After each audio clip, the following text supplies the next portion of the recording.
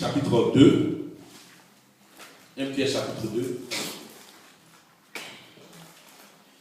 Alléluia. Ça va? Vous me suivez?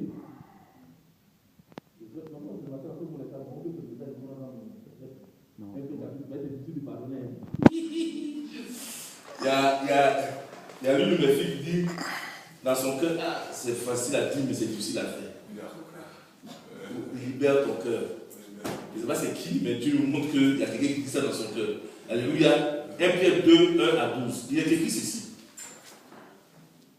Rejetant toute méchanceté et toute ruse, la dissimulation, l'envie et toute médisance, désirez comme des enfants nouveau-nés, le lait spirituel et pur, afin que par lui vous croissiez pour le salut.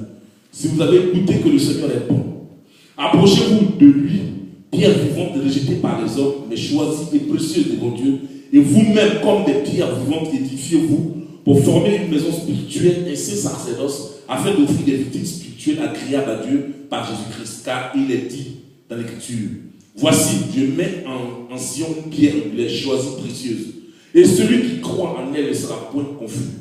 L'honneur est donc pour vous qui croyez, mais pour les Écritures, la pierre qu'ont rejeté ceux qui bâtissaient est devenue la principale des langues, et une pierre d'achoppement et un rocher de scandale. Alléluia. Alléluia. Alléluia. Et ici, être pour n'a pas avoir cru à la parole, et c'est à cela qu'ils sont destinés. Vous, au contraire, vous êtes une race élue, un sacerdoce royal, une nation sainte, un peuple acquis, afin que vous annonciez les vertus de celui qui vous a appelé des ténèbres à son admirable lumière. Vous qui étiez autrefois, vous qui n'étiez pas un peuple et qui maintenant êtes un peuple, le peuple de Dieu, vous qui n'avez pas obtenu miséricorde et qui maintenant avez obtenu miséricorde, bien-aimés, je vous exhorte comme étrangers voyageant sur la terre à vous abstenir des combatifs charnels qui font la guerre à l'âme.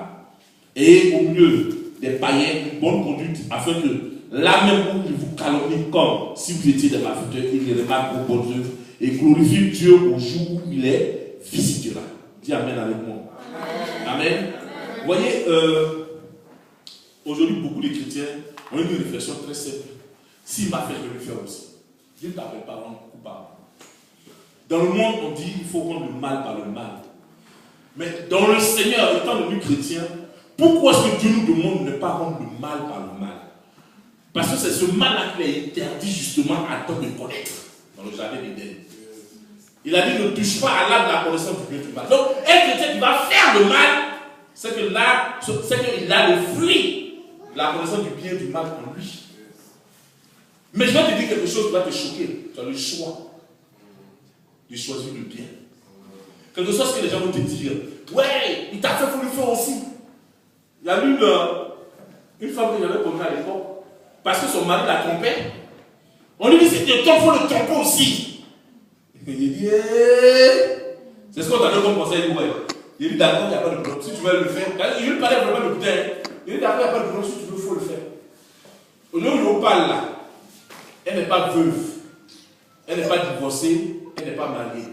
Je ne sais pas quelle est la tribu que je peux l'accorder parce que même aucune personne ne la regarde. Mais quand tu t'approches d'elle, on dit, tu ne la connais pas. Elle était bien mariée, hein. Elle a trompé son mari, c'est ça que tu veux prendre. Elle vient de se donner elle-même une étiquette. Ce n'est pas le fait que l'autre fait que toi tu dois faire. Parce qu'il fait, tu dois lui démontrer que ce qu'il fait là c'est mauvais. Donc tu dois t'abstenir de le faire comme lui. Alléluia. Il y a des gens souvent, tu rencontres quelqu'un, et puis la personne veut forcément te frapper. Et puis toi aussi tu veux te battre. Souvent je ne comprends pas les gens, il veut te frapper. Tu sais que lui là, si tu fais, il va te frapper. Quand c'est comme ça, tu dis pardon. Mon frère, pardon. Il faut lui demander pardon, il n'a pas dit. Et puis oui, ça va trouver plus fort que lui qui va le botter à ta place. Donc pourquoi toi tu veux te battre même pour quelque chose qui est déjà gâté? Il y a des gens qui sont. Et puis il y a des gens qui veulent te chauffer, peut-être qu'il va mourir devant toi là, toi tu veux te chauffer. Vous le laissez être ton malheur. Le Camerounais dit va être ton malheur. Alléluia. Il est important d'avoir le discernement des choses. Quand quelque chose vient vers toi, pourquoi elle est venue vers moi?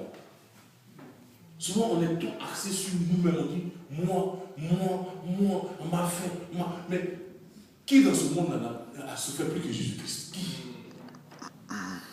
Personne n'a souffert plus que lui. Comment qu'elle est venue jusqu'au sang? Il y a l'une de mes filles qui me disait il n'y a pas longtemps que oui, elle a pris un homme, elle a lavé, elle a tout fait, elle a découvert dans sa maison, il a fait des enfants avec elle. Et puis elle était dans la maison, le gars il est parti se marier, il doit être pas. Le gars va apprendre la piste, il est parti. Moi, seulement, je ne peux pas laisser ma fille, tu vas laisser Dieu, tu vas bénir Dieu. Et papa, mais quand tu veux servir, c'est là que tu dois bénir Dieu. Commence à danser, va acheter le champomis, et puis pète le champomis, puis commence à boire. Parce que Dieu vient de te délivrer de ton plus grand sorcier. Tu vas te prendre là comme ça. C'est la vérité. Quelqu'un est dans la maison, tu lui as fait du bien. Et puis lui, il a pris ses bagages, il est parti. Mais ce n'est pas une délivrance pour toi. Yes. Tu veux le prendre encore problème dans ta vie. Ah! Moi, je suis avec toi.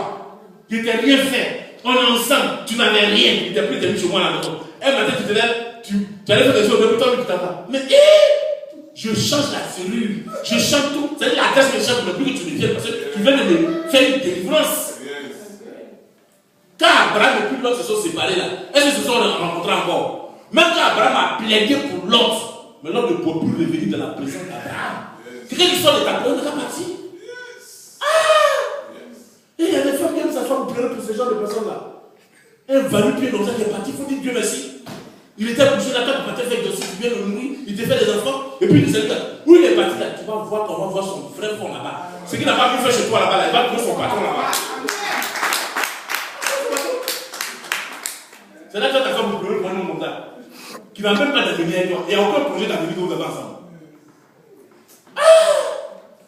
Moi je suis avec quelqu'un, et puis tu vas me dire, et je là, et puis tu parles ici, fais ici. Oh!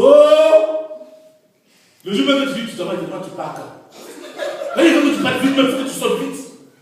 Moi aujourd'hui, la salle, souvent il y a des gens qui pensent que je veux du mal, mais je pense du mal des gens que j'ai rencontrés qui m'ont fait du mal dans ma vie. Non! Si tu m'as fait, le fait que je sois avec toi, si tu ne m'avais pas fait de mal, que je puisse me séparer de toi, mais si on ne s'est pas séparé, est-ce que tu penses que c'est là là où je suis avec aujourd'hui? Je dois te dire merci même pour la séparation. Il y a des gens qui tombent dans les gens, et puis on le chasse et puis il n'est pas content. Mais le fait qu'on t'ait chassé là, ça doit te donner à pouvoir te battre pour avoir ta maison. Donc quand tu vois le gars, tu ne dois pas avoir la haine contre lui. Tu dois lui dire vraiment merci, tu m'as rendu un fier service, je suis un homme maintenant. Mais au moins maintenant tu as une adresse à Paris. On connaît au moins ton adresse. Tu t'appelles le maire du tout, tu habites 6 rue Temps à Tunis. Voilà. Mais quand tu vas faire la voiture, tu dis chou, toi tu n'as pas honte, chou. Chou. Et puis la voiture, ils sont mauvais.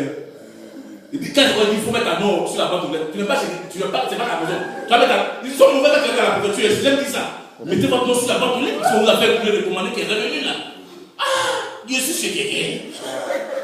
C'est moi qui allais mettre mon nom sur la boîte aux lettres. Et puis nos frères sont mauvais quand tu lui dis, il dit maintenant ici, c'est le gardien qui met le nom sur la boîte aux lettres. Moi, c'est pour lui, il peut écrire. Mais il ne peut pas écrire. Parce qu'il ne veut pas chercher sa boîte aux lettres. Tu fais rien de bon pour lui dans sa maison. Pour qu'il y ait un truc comme ça, tu vas garder dans la personne. Mais toi, maintenant, tu es venu en France. Donc, quand tu venais tes projets pour venir dans ce pays, c'était pourquoi? C'est pour venir rester chez quelqu'un? Attends. Pourquoi ils ne comprennent pas les gens? Tu viens, tu es assis, tu dors chez la personne. Mais quand la personne me rend ta maison, elle est énervée. Tu fais quoi? Lui-même, il fait quoi chez moi-même? Elle est énervée. Un jour, quand tu veux partir pour quelqu'un, tu vas venir chez toi un peu. Quand tu restes chez les gens, toujours. Il y a toujours des regardés comme ça. Le petit, il a dit ses parents qu'il avait 28 ans de temps là, 30 ans il est là. Sa mère, elle dit à son père, vraiment il faut qu'il parte à la maison, il est fatigué. Mais les gars, à 30 ans qu'on a, c'est sa vie. Donc ils ont botté un coup pour qu'il parte. On a fait embaucher par le meilleur ami de son peuple, il a travaillé tout. Un matin, il dit à ses parents, papa, maman, je suis vous dire merci de m'avoir gardé pendant toutes ces années, j'ai trouvé du boulot. Et là, j'ai eu un appartement dont je vais partir, tout ça. Mais de toute façon, ils ont fêté. Quand c'est fini, ils ont pas de demande. Et l'appartement, c'est où? Il dit, c'est juste la porte en face. Vous dites qu'il ne devait pas partir. C'est juste la porte en face. Il dit, mais maman, je laisse mes affaires ici, là, comme ça, je vais manger des soirs, puis je rentre dormir. Elle a fait comme ça, si tu penses que c'est un bon enfant. Les gens même plus que tu parles. Toi, tu leur dis que tu as une maison. On leur dit une maison dans le quartier. Il dit, c'est juste le quartier en face. Alléluia. Il faut que tu sois un homme de vision. Amen. Et si tu n'es pas un homme de grandeur, tu ne peux pas pardonner. Amen. Alléluia. Tu n'es pas un homme de grandeur, tu ne peux pas pardonner. Amen. Vous savez, aujourd'hui quand je regarde dans le monde entier, je regarde les hommes. Et puis je ne vois pas un homme qui arrive eu cette audace de pouvoir pardonner à ceux qui lui ont fait du mal. Quand je vois cet homme qui est assis à l'Afrique du Sud, Nelson Mandela, qu'est-ce qu'il n'a pas vécu en prison pour le fait qu'il voulait seulement qu'on donne la liberté aux Noirs dans leur propre continent, dans leur propre pays. Et quand il est sorti, il n'a pas mis les blancs et les noirs en confrontation. Aujourd'hui, quand Nelson Mandela est malade, les mêmes blancs là, commencent à prier pour lui pour ne pas qu'il meure. Ben, si on ne sait pas ce que les noirs vont se dire pour commencer à faire. Puis c'est lui que le tel blanc, les noirs et les blancs. Il aurait pu dire vengeance. C'est pourquoi souvent je n'aime pas les hommes qui aiment dire il t'a fait du mal, il faut lui faire du mal, il faut le tuer. Non, pourquoi? Au contraire, si tu as la grandeur en toi, pardon. Et puis la personne, même si c'est ton père, il devient ton petit, même si c'est ta maman, il devient ta petite. Je me souviens que il y a une dame qui m'avait fait tellement de mal. C'est-à-dire, elle m'avait tellement appelé. Je l'ai regardé jusqu'à ça. Dit si je veux parler, je ne trouverai pas de mots à dire. La seule chose que je lui ai dit, merci. Des années plus tard, quand je l'ai rencontré, je n'étais pas reconnu. C'était quelqu'un qui m'a dit hé, apôtre, je lui ai dit c'est qui? Elle dit c'est moi, tu te souviens de moi. Elle dit toi, tu es qui? Non, c'était moi. Il dit ah, c'est toi. Vous savez quand il m'a fait ah, c'est toi. C'est qu'il est étonné parce que ce n'est pas la même personne que tu as connue. Il dit ah, c'est toi. Parce que vraiment, là, tu sais que c'est un problème qui est devant toi.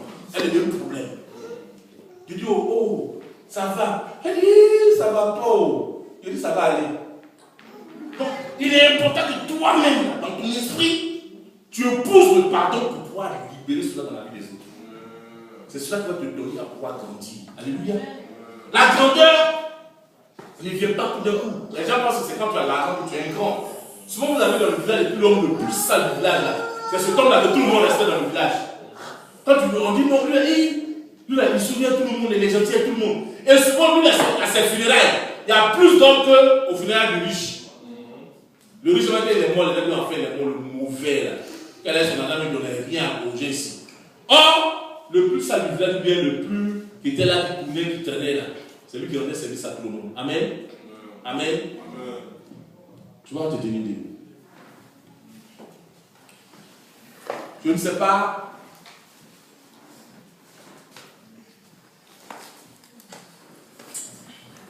Tu as certainement vécu des situations qui t'ont amené à beaucoup de réflexions sur la chose, l'attitude plutôt à adopter avec les hommes, avec toi-même ta propre personne.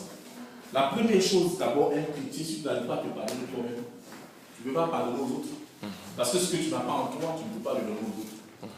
La Bible dit que ce qu'on a, on donne aux autres. Alléluia. Si tu n'as pas ça en toi, tu ne peux pas libérer cela. Ce matin, je veux que tu te focalises sur ta personne pour demander à Dieu de t'apporter cette substance dont tu as besoin pour pouvoir vivre une vie en harmonie avec lui. Qui te donne la capacité de pouvoir exprimer un amour venant du plus profond de ton être. C'est-à-dire de libérer l'onction du pardon en toi.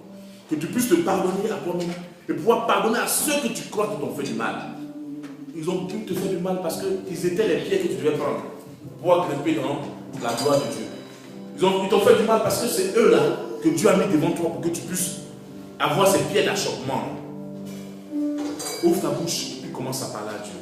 Demande-lui de libérer ton cœur. Pendant le temps que le groupe musical va nous entraîner dans ce cœur, tu vas libérer ton cœur devant Dieu. Et dis-lui de te donner cette guérison interne. Et qu'aujourd'hui tu vas avoir cet esprit de grandeur. Que le pardon vienne habiter en toi. Et que toute personne qui te verra ne soit plus un problème pour toi.